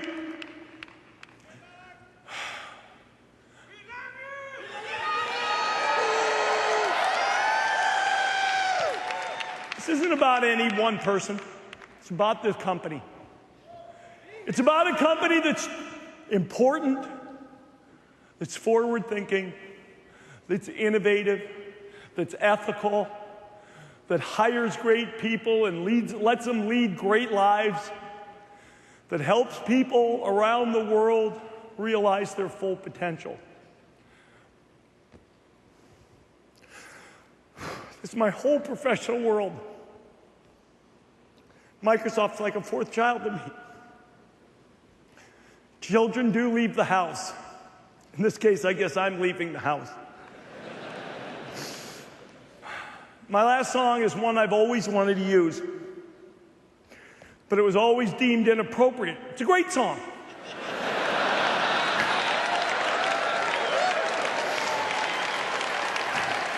Not that kind of inappropriate.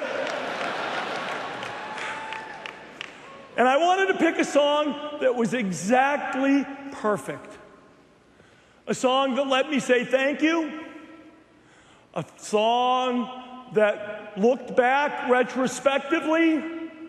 And a song that celebrated the future. It's from one of my favorite movies. It's one of my favorite songs. And I think it has all that in it. It's a song that comes at the very end of a movie, where one of the actors gets up on stage and talks about kind of how he likes to do things. Well, I want to end with this song. Respectful, a song that talks about what you've meant to me and what you've done for me. You've made this the time of my life.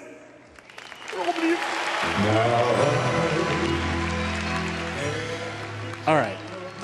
I just want to go through my emotions watching that video. First of all, as Adrianne, by the way, Adrianne's here. Yeah. Welcome, Adrianne. Hi. Thank you, Ellis. Thank you so much. Ellis has been thrown away. We've discarded Ellis, and Adrianne has taken his place. Right. First of all, the idea of Steve Ballmer watching Dirty Dancing. If I could pay money to watch Dirty Dancing with Steve Ballmer, I would do it. That is awesome. And without any hesitation. And confession, I just saw Dirty Dancing for the first time like 2 months ago. What? At a bar. What is wrong with you? I don't know. It was Go home never and there. watch it Was right Steve Ballmer there? No. It's not a Guinness, though. But he you might sure? have been. I was drunk. He might have been. So He was anyway, in the back. so Like, just change it back. So just, there's no one like Steve Ballmer. Let me just put that No. out there. We've been covering the industry for a long time. I've never encountered any human being like Steve Ballmer doing what he does for this company. And it's crazy to me that he was just like, what seems like he was just pushed away, like pushed aside, and that he's leaving. Like, this is very final to me. This is like the first, I've watched it now so many times that I'm just cold and jaded, and like, I'm noticing things about it that I'm like, look at that guy. He's wearing like a white shirt.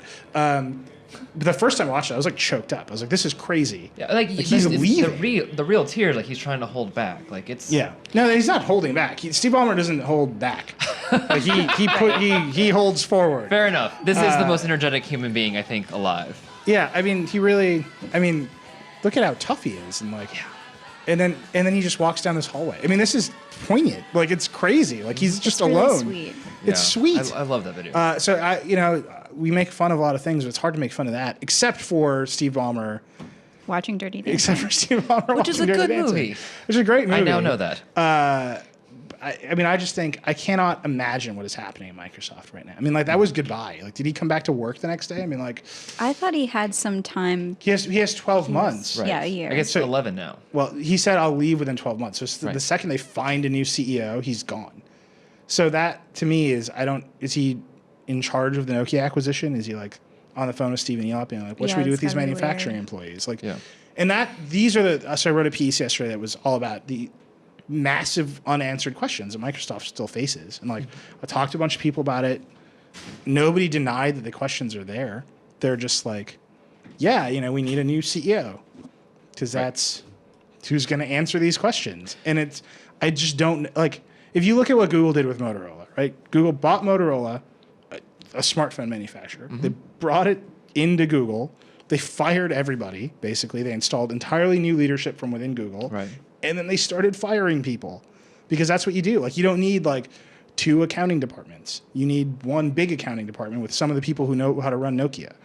You don't need, like, 2 massive IT departments. Right. You have Microsoft. HR, IT, accounting. That stuff's like...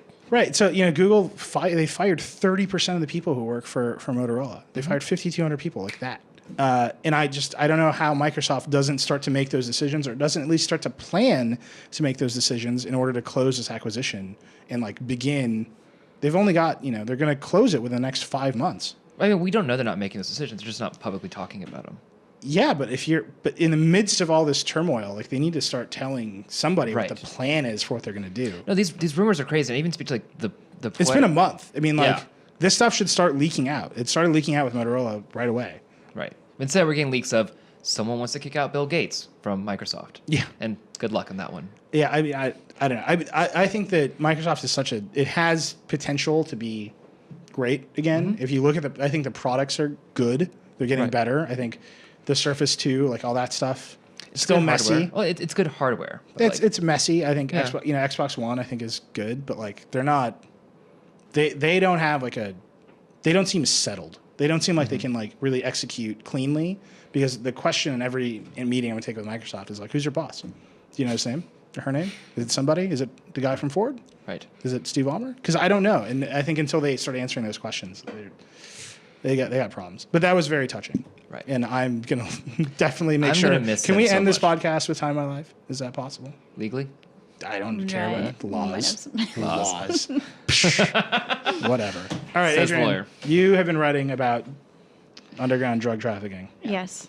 The other big shutdown of the week. Right. Yeah. So we're skipping the first shutdown. Oh, the government shutdown. Yeah. The The government we can talk shutdown. about it. Well, there was a government shutdown anyway.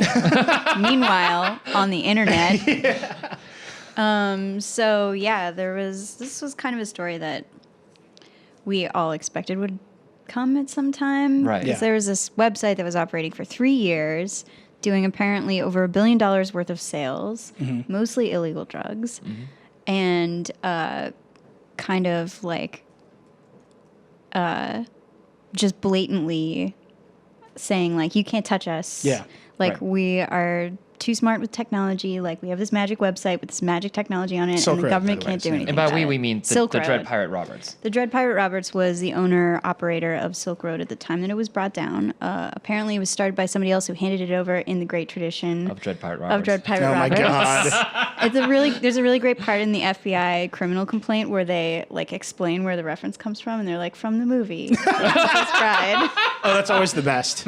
Yeah. That's always the best when like lawyers have to explain really obvious things. Right, yeah. Like the time they had to explain what a Rickroll was in court. Oh my God. I think it was Chris Poole, Yeah. who, the founder of 4chan, had to say like, to look this up. it's when, yeah, you should look it up. It's really funny. So yeah, they shut down Silk Road. They replaced it with a big FBI seizure notice. Did everybody else just hear? I don't know. The people out there also hear the Windows boot Steve up chime? Ballmer, is that you? Did Steve that Ballmer was just- that was the shutdown. Is that the shutdown? Yeah. What is happening? All right, whatever. Continue. Let's just go on. A Windows PC somewhere has exited this world Twice. twice. Continue, Adrian. Right. So Silk Road is shut down now. The FBI put up a big seizure notice that said this hidden site has been seized, and everybody's freaking out about what's happening Yeah. to their bitcoins, which were in their accounts on Silk Road, and they arrested this guy, this 29-year-old guy who lives in San Francisco. Right, Ross named- Ulbricht. Yeah, Ross Ulbricht. And and he looks like a huge douche. I'm just going to... Every picture I've seen of him, he looks like an enormous douche. Alleged. Allegedly huge yeah, douche. allegedly, No, he's not alleged. His Definitely douche. douchiness is not alleged. I've made based the on his judgment. Google Plus Right. posts and That's his true. Tivas. Yeah. And his desire to hire hitmen who all ended up working. You for haven't this even guy. seen his DeviantArt page, I bet. No, I have not. So anyway, Come on, man. it's alleged. It's not proven yet. We still might find out that Dread Pirate Roberts was actually a criminal mastermind and has set up this poor 29-year-old Tiva Yeah. It wearing could be Carrie Ellis. San Francisco. It could. Yeah, I mean, just it could come be on. anybody. Right. So, but anyway, this guy has been charged with counts of conspiracy to commit money Right. laundering, drug trafficking, and one other conspiracy, computer hacking. Right. But then he tried And to that hire was in these New York. hitmen. That was in New York. And then today, a second indictment comes out in Maryland for more drug charges. And also, apparently, he took out a hit on some guy for Yeah. $80,000. Like a former employee or something. A former Wait, employee weren't there of the two? Silk Road. I was under the impression there were two. Yeah, he tried to order a hit twice and neither time worked. The first time, the hit was actually supposedly carried out by an undercover police officer. Yeah. So that didn't work, and the employee was cooperating with the feds at that point. It seems likely. So So he pretended to have yeah. been So taken that guy's out. not dead. Oh, I've been killed. Right. No, they actually took pictures of him like supposedly being tortured and sent them to the Dread Pirate Roberts, who was then like a little bit faint Oh of my heart God. about it, but he was like, I know I've done the right thing. Like I just wish people Wow. would have more integrity. So Man, I that feel was the so first bad hit. for I know. for the real Dread Pirate Roberts. Roberts. Who's True. Wesley? True. Yes. At any point did he say "as you wish"? Did that happen? I actually don't know if he ever pulled that out. Maybe actually. maybe that's When still he really says as you disappointing. wish, he really means I'm pleading not guilty. Gotta go. All right, that's terrible. So anyway, he takes out these. I mean, I will say that. Do we have any B-roll from The Princess Bride? Did anybody think of that? Just some We gifts, really- maybe. We should have. Yeah, where she Oh, wow. pushes him down the mountain, Yeah. Oh well. and that was Crazy. that was the Very hit. beautiful. Yeah. Right. So that was the first hit that didn't work. And the second hit that didn't work, it sounds like he just got scammed by some Silk Road user. Basically, this guy contacted him and was like, hey, I hacked the Silk Road. I have all these people's identities. I'm going to reveal them unless you pay me $500,000. And instead of paying him $500,000, the Dread Pirate Roberts turns to this other user and says, like, can you take him out for me? And it now appears that maybe that, well, anyway, all right. So Wait, maybe that they happened? negotiate. No, that Okay. probably didn't happen. They negotiate. At first, the guy's like, I want $150,000 for like a messy hit. Yeah. And like, if you want it clean, whatever that means. I think these people were just making I this think stuff they're all up anyway. cops. Wait, wasn't the second one a cop too? No, there were no Okay. cops involved this time. But it might have been that the same person who tried to extort Dread Pirate Roberts, and then the person who said he would take care of it with a hit for $150,000. Yeah. That might have been the same person. That makes sense. Basically, the police tried to follow up on it, and they tried to find the guy who was associated with this handle, who was supposedly dead in some city in Canada. Right. And they couldn't find him, so they decided it wasn't worth pursuing. Let- So we let me didn't get get this charged for straight. that one. Undercover cop. Disappointing. Hold on. Undercover cop. Okay. Yeah. All right. Just punching the table. Yeah. Undercover cop catches a guy doing a hit, like wants to have a hit. Does not arrest him. Just like, let's just see if he does it again. No, I think they're building their case, right? Actually, the hit that came first was the hit that was the cop. Right. The Right. fake hit. That was the first one. And then Dread Pirate Roberts did it again. And when he's negotiating with the second guy who was not a cop, he's like, I just had this done for $80,000. Like, you want to charge me $150? I know what this is supposed to haggling. cost. Yeah. That's great. That's Yeah. amazing. So let's talk about how he got caught, because I think that is Right. deeply, deeply hilarious. Right. So everybody assumed that this guy was just a technical mastermind and total hacker. He was. Like zero cool. Because when you're the best hacker in the world, you pick the nickname Dread Pirate Roberts. Right. So everybody assumed he was really savvy, and it's like, looking back on it, it's not really clear why. Like, there were some things he did, like he structured Silk Road so that it was like a Bitcoin tumbler, so everybody's Bitcoin's the virtual currency that approximates cash on the internet, as I always write in my stories. This is like the Wikipedia entry live. Right. So anyway, he added a Bitcoin tumbler where like everybody's Bitcoins like all get messed together so that you can't trace any one individual Bitcoin from a buyer to a seller. So he did like little stuff like that, and everybody was like, "Oh, it's so safe. He's so smart. He's going to take care of us." And as it turned out, he made a lot of mistakes. If this is the guy, again, It's definitely the guy. nobody's gone to jail yet, so we don't know. But based from what the complaints that the FBI has released, which they say is not even all the details of their investigation, based on that stuff, he made a lot of really stupid mistakes. Like, he used his Gmail, which is his first name and last name at gmail.com to register for an account on the Bitcoin Talk forum, where he then later asked for developers to work on the Silk Road. Yeah. And he also connected to the Silk Road servers from a coffee shop in San Francisco. Okay. Using a VPN, which I guess he thought was safe, but Comcast just said, "Okay, Yeah. here's everything." Here you go, When the NSA. FBI came. Here's how we do it. He also ordered a bunch of fake IDs that had his real picture on them, which makes sense. Yeah. But Yeah, I get that. the Department of Homeland Security intercepted them at customs and showed up at his house, and he explained to them, like, "Oh, but anybody can do this on the Silk Road." He's promoting. Have you heard of my website? I have and business cards, please. possibly Coupons. this was a couple weeks ago, but he was basically getting increasingly arrogant. He was getting increasingly bold. Yeah. And a lot of the law enforcement I talked to in reporting the story said, like, oh, this is super common. Like, either they get greedy or they want the fame. So he had given an interview to Forbes. Andy Greenberg, Yeah. this great reporter at Forbes, got this like full access interview. I mean, it was anonymous, but it was Dread Pirate Roberts speaking to him about his philosophy. Speaking as the Dread he Pirate put up Roberts. this right. He With the like, mask. and he was advertising Silk Road more and more. Like he put up this page that explained on the regular internet, not accessible only through Tor like Silk Road is, explaining like what Silk Road was, and in it he says like the drug war has been won. And it was won by Dread Pirate Roberts. Oh. So he's just getting like insanely. Yeah. Wow. And then He's 2 developed weeks a later. resistance to iocane powder. Yes. Actually, it was more than 2 weeks ago. Sorry. I think it was more than a month ago. I think it was in August. That's ridiculous. right. So here's what I think is crazy about this story, because I don't know that you can really make an argument that the Silk Road is like a good thing. Right? It was like this very interesting thing. Mm-hmm. But it Well, was, one argument that people make, I'm not saying anything about this either way. One argument that people make is, and the FBI backs this up, is that when you sell drugs on Silk Road, the drugs are of higher quality and you have fewer people dying from like impurities. Yeah. Right. And the FBI bought over 100 purchases on Yeah. Silk Road, and they tested the stuff and they found that it was very high purity Sure. of the Okay. drug being advertised.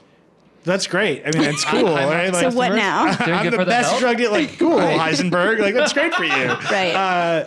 I'm just saying, like, it's the shit's illegal, and what's weird about like selling cocaine is illegal. It just is. Like, you can argue about whether or not it should be, but at this current time, it is. Right. And what's crazy to me about this story, and a lot of the reporting I've seen it, like Chris Segoyan from like the ACLU is out there being like, it wasn't technology that brought him down. The technology is fine. It was sloppy operational security, and it's like, yeah, but he's a drug dealer. Like he operates a drug exchange. Like what also brought him down was that the government of the United States was highly motivated to arrest him. Right. Even that's what actually did him in. Was like the coordinated efforts of the authorities. Like it's not that maybe he could have stayed hidden forever, but people are people and they like screw up, and they tend to always screw up. And so like this idea that technology would have saved him but for his arrogance or but for like his mistakes, yeah, maybe that's true. Right, but I think there's the fears of the so-called dark web. It's like we want this internet to exist outside of the public domain, and we want to be able to use it with some degree of anonymity, arrogance notwithstanding. Right. And what does it say about how private is it? How secure is it? Right. I mean, we've talked about on this show endlessly. Like the internet is not a separate part of like reality. It's just like, integrated into our lives. Like the government shutdown and the Obama ACA went into effect on the same day. And it's crazy to me that we have built these healthcare exchanges that only exist online. As far as I can tell, there's not an office you can go to and fill out paperwork and get health insurance. Actually, there's an office you can go to where somebody else uses the internet for you. Yeah. But all of this is always it's goes back to the online. This whole system happens on the free public internet. Not free, but you understand what I'm saying, the freely accessible public internet. And at the same time, there's the Silk Road and this other corner of the internet. And you wrote a story saying they haven't shut down Tor. Why does Windows keep shutting down in my ear? Every time we say shut down. I hate you. I hate these people. But so they haven't closed. Control room. They haven't put to sleep. I'm trying to think of other obscure Windows noises. They haven't restarted Windows. They haven't got a Twitter The dark notification. web still exists, and I think it's still going to be looked at by the authorities. And I think Yeah. but the power of it was that I think they thought that nobody could see what they were doing. Right. Like a guy at the FBI wasn't like, let me sign into Tor like everybody else can do, Right. and like begin this series of transactions. Right. So, yeah. I mean, now that Silk Road has been shut down, there are all these other sites just like it that are now getting all of their users. There's one called Black Market Reloaded. Okay. Ooh, There's one called That doesn't sound like a Cheap video game. Marketplace. There's one called Deep Bay. Is there one that's called like just buy drugs? is there one called like I had an original thought.com? Like not a pun I marketplace.org. haven't found that one yet. Disappointing. That sounds like a business opportunity. So are people like flocking to these? People are. The Silk Road forums are still up. Okay. And most of what people are talking about is where am I going to buy drugs now? Yeah. Right. And so some vendors have set up their own sites just for themselves, or they're just advertising their email. And other people are saying, let's all vote and say which one will be the next Oh my Silk God. Road Oh my God. because it'll be better for everybody if Let's there set are up more a people government there. to avoid the government. I'll be the leader of this government, of the shadow government. That's amazing. I mean, right, there's an obvious marketplace for this stuff. And like, if they are selling this stuff at a higher purity and they're policing, like you can make the drugs shouldn't be regulated and illegal argument. Right. But I just, that has to be separate from so we should let these illegal people this illegal marketplace thrive until we figure out how to legitimize it. Because even if you do legitimize like the regular drug trade, like I don't think the Silk Road is gonna be like, come on in, Pfizer, sell some drugs here. Like I just don't, that's not the kind of community it is. And if it's the kind of community where people are, where the Dread Pirate Roberts feels comfortable ordering hits on people, like they have a bigger existential problem than whether or not drug laws in the United States exist. I mean, that's also like differentiating Dread Pirate Robert from Silk Road. Douche with a good idea. I mean, so yeah, he's the dark side of Zuckerberg. yes. The dark Zuck. Dark Zuck. Nope, I'm stopping. No. Is there anything else we should know about this, Adrian? I feel like you're deep in the game and you don't want to say anything. I could talk about you're this for afraid a long time. Everything says pleading the fifth right here. Yeah, I feel like Adrian definitely does not want a Tiva wearing hippie to take a hit out on her, which I promise you won't happen. No. I can't tell you how I can make that promise, but on the dark side of the internet, anything is possible. No, hopefully that won't happen. I mean, this is an incredibly big story. What's shocking to me is how much interest we've seen in it. Right. And how many people are Right. it's like I've entered the world of Tor and then been like, well, this is boring. Like, does it Right. have Netflix? And then I would leave. It's the dark side of Netflix. The well, it's things just- you do not want to see. I just, and maybe this speaks to the broader sort of this is why privacy is an issue that can't be solved right now.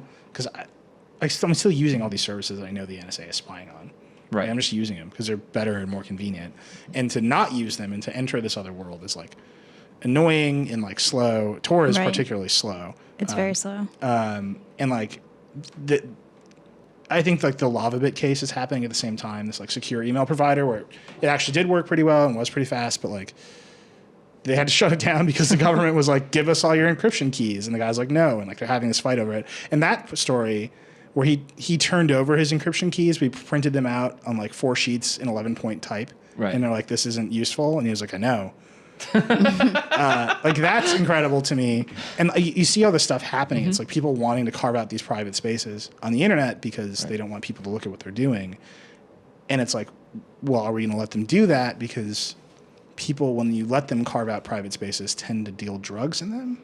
Right. And that's not been traditionally a great policy goal for the United States government. That's true, but actually in the FBI documents, they give a shout out to both the Silk Road or not Silk Road, sorry. They give a shout out to both Tor and Bitcoin Yeah. and say, Tor, which has legitimate uses, Right. which include they didn't say this part, but which include protecting journalists, which include protecting activists. Right. One guy I talked to who is a security researcher now and used to work for Scotland Yard was I know people whose lives have been saved by this technology. Right. Right. So I think that the government uses it themselves in law enforcement. And so I think that that Tor, like most people recognize that there's a legitimate use for Tor, except for people who are just entering the story now. Right. And like I think a lot of the interest is like people who just completely missed the boat on Silk Road and are like, wait, there's a place where you can buy drugs. Wait, it's gone. Yeah. So yeah, I think Tor's gonna stick around, and I don't think that this story is damaging Tor. Right. Mm-hmm.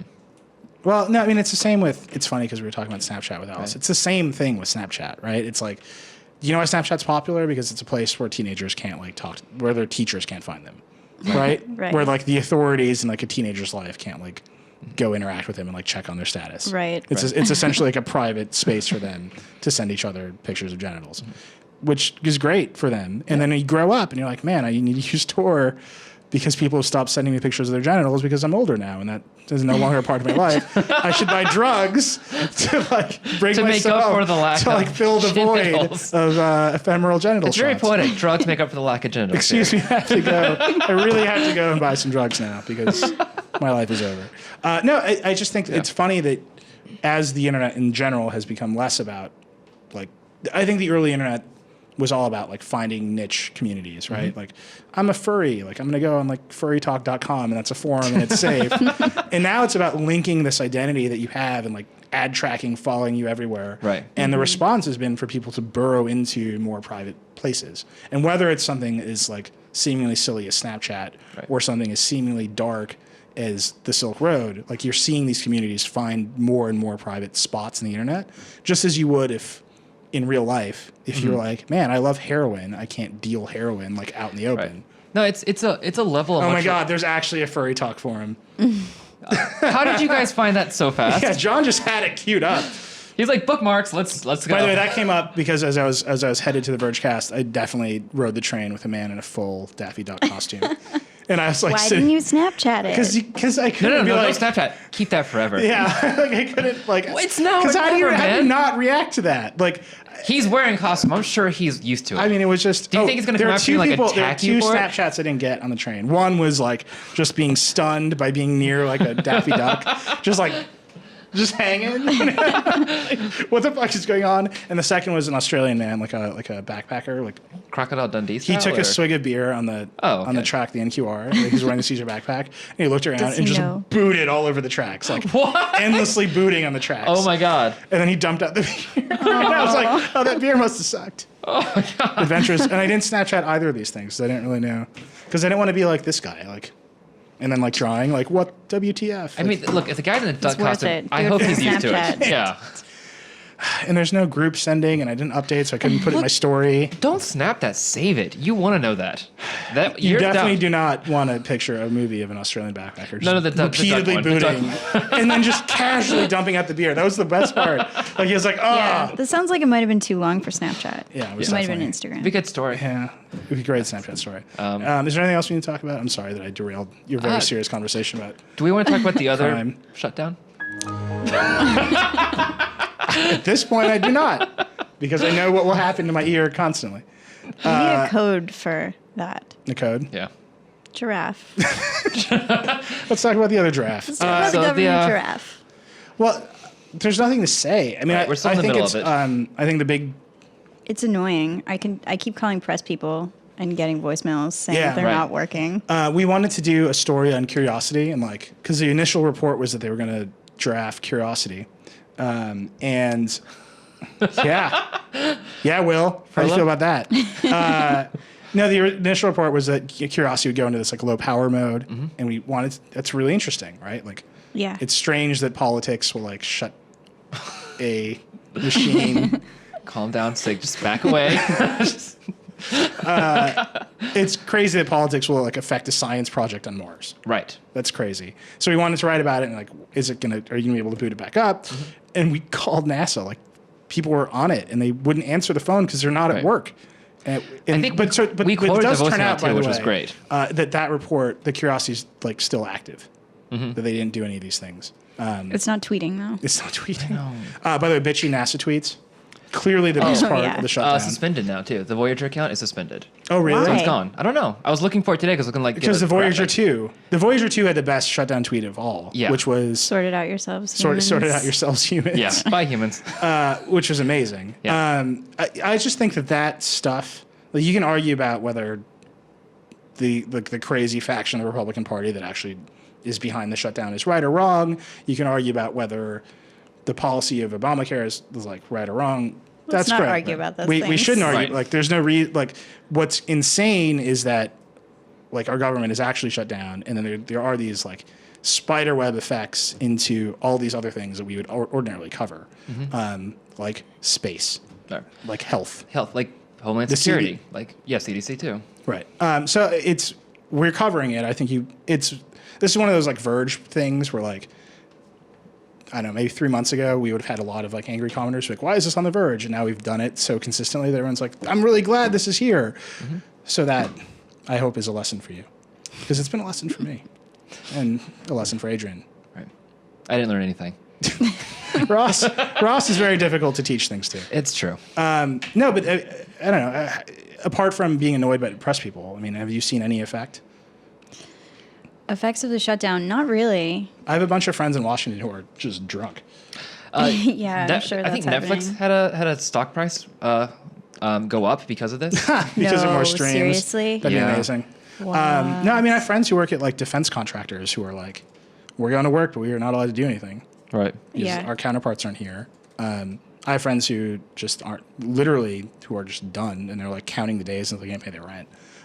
But all that's, like, whatever. I actually think the other side of it, which is the ACA going into effect, I think it's funny that website, like, we have a government policy that effectively exists only on the internet, which I think is crazy. Right. And B, for, I think, a lot of our readers who happen to be, like, freelance designers and, like, freelance developers and, like, that stuff, and, like, for our community of, like, freelance journalists in New York, that is going to actually, I think, change the market a little bit. Right. Because there won't be this push to, like, go find a job at a big company. I think, like, some of this acqui-hire stuff, like, that's actually going to have an effect on whether these small companies can expand, because they won't feel the pressure to, like, be acquired. I mean, obviously the money will be In there. order to get health insurance for their Yeah. employees. Yeah. Right. But that's, like, remains to be seen. Yeah. The and the rollout of healthcare.gov was so glitchy and buggy, and there were some reports that said it was related to the Yeah. furloughing of many government employees, but it actually wasn't. Really? No, Yeah. was it like server overload? Well, so they were It promising. was server overload and just design problems. Yeah, and it's funny that the Republicans, like, managed to blow what would have been a great story for them, which is, like, this Right. doesn't work Right. with the shutdown, because now people can just be like, well, the government shutdown, of course, doesn't work, and, like, whether or not that's true, Right. it doesn't matter.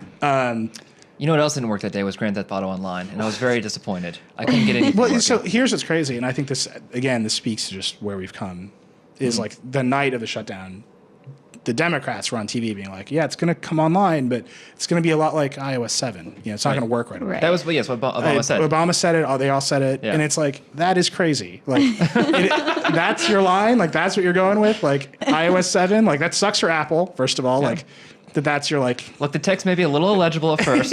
Don't rotate the screen. And it's crazy that, like, that's how you're speaking to, like, right.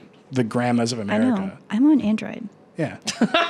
It's going to be like it's I gonna be like thought an Android Obama update. was my You're president, too. Well, but yeah, if they were like, it's going to be like Android 4.3, you'd be like, oh, then I'm never going to get it. it's never going to get this update until Samsung ruins it in some way and adds sound effects. Healthcare TouchWiz. Oh, God. Yeah. Samsung's going to look at you. Okay, I think that's it. We've think been on that's for it. 2 hours, by the way. Which, We have. by the way, Wow. people have asked us for a 2-hour podcast When are for you so stopping? long. So I think we just need. No, they never asked when are you They stopping. want us to keep going. They all want us to keep going. So, Adrianne, if you want to tell a joke, this is your moment. Yeah. I got nothing. Not disappointing. All right, so that was Vergecast. Sorry, That's how I'm guys. ending it. Disappointed that Adrianne didn't tell a joke. Here, so I've been trying to do Mayday this whole time, and it's not going to happen. Is it charged? No. No, it's a tablet, so it needs more Oh, right. power. So it's not charging. You're not good enough. Next time. Next Yeah. time. We'll do Mayday next time. Man, David just bought some weird books on this thing, man. Gotta give David some privacy here. Okay, so that was Vergecast. There are many, many ways to get a hold of us. You can tweet at us, which I think is the most direct and efficient way. I'm Reckless. Ross is Oh No Roscoe. Adrian is Dr. Jeffries. No one's been tweeting at me this time. It's disappointing. Really? forgot I've to seen say I tweets. was- They're at all in you. the Silk Road. They're all buying drugs. Right, they're all yelling at They're trying to us. figure out your Snapchat name. And Ellis is Hamburger. Josh is Joshua Topolsky. He was here earlier. It was weird. You can also leave a comment. You may remember him as the disembodied voice. Yes. Occasionally He was- accompanied by the disembodied head. Very zoomed in at times. Yeah. I don't know. A lot of weirdness on the Vergecast today. You can leave a comment in our post. Many of you have figured out my email address, which is a terrible shame. You can continue Very emailing hard all to of do. us. It's really. I have a story about that, but I won't tell it now. And that's it. I hope that you enjoyed this experience. Right. Adrian, how was it? Cool. It was great. Adrian will be back It sometime. looks a lot better in here than the last time I was on the Vergecast. Yeah. Yeah. It Were was you in just- here the last time? I was in here, yeah. But it was just like, it was like a weird table. We were. Oh, Oh, I right. hate this table. This table. You hate this table? What am I doing? It's better. Look, it's better than the last table. I mean, it's just. It It's is. like I'm. I don't know. Well, Whatever. Anyway, next I year thought we it can was afford great. a new table. All right, that was it. I hope that you have a good day. And that you continue driving your car. I'm assuming you're Don't driving do your car. drugs. Don't watch this in your car. Right. If you're gonna do drugs, buy them on one of the many alternatively named drug forums. that Before they exist on shut down. Twitter. Before they shut down. Okay, that was Shut it. down. Rock and roll.